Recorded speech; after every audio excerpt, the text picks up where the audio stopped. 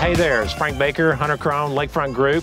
Today we're going to talk about, are short-term rentals a good investment? Well, the fact that we're sitting at my short-term rental on Lake Dunlap, I would say so. But my question to you is it being rented 50% occupancy, 75? We came in midsummer, so obviously most people book their summer trips in the spring, you know, maybe even the winter. So we missed a lot of that clientele. But the houses on the same street had fairly good occupancy. But one of the things that a lot of people, when they look at a vacation rental for an investment, is they want it to make sense on paper. And that's the biggest mistake is you know, these lake houses cost quite a bit of money. And so the amount of income that they bring off the vacation rentals rarely makes sense on paper. However, you have to consider all sides of the investment. The biggest part of the investment is the future appreciation. Right. And you're an appraiser. I mean, would you say waterfront appreciates at a much higher rate than non-waterfront? Oh my gosh, yes, yes. And I think the appreciation is a huge factor in it, but also the fact that you can have fun with it. You know, like you've said before, is you get to play with your investments. You don't get to play with your stocks. You get to play with this investment. The number one question I get from people, agents, asking, can you short-term rental it?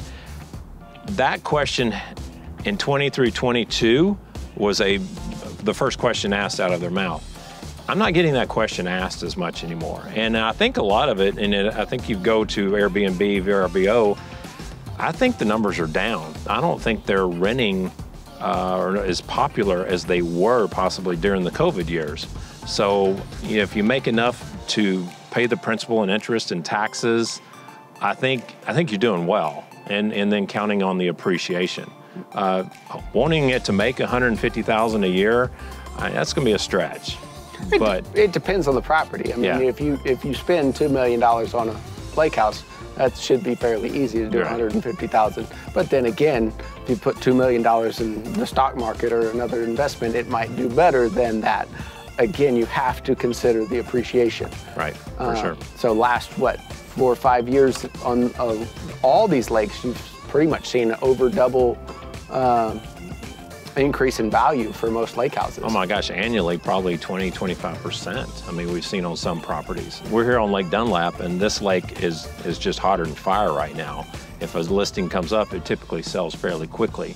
Some of the other lakes are a little slower because they're down, but when they come back, they're going to be very similar to this. Yeah, which makes it a great investment as well. You know, even when this lake was down, we were renting this house quite a bit, and all the ones along this street and along this lake were renting really well. Not as well as when the lake was full, but the Guadalupe River was still there, as it is on McQueeney and Placid. Yeah. So as we've mentioned in a lot of previous doc talks, is those are some of the best investments out there. Yeah. Is you know that those dams are coming back. They're first third of the construction for Placid and McQueeney, and about to start construction on Meadow.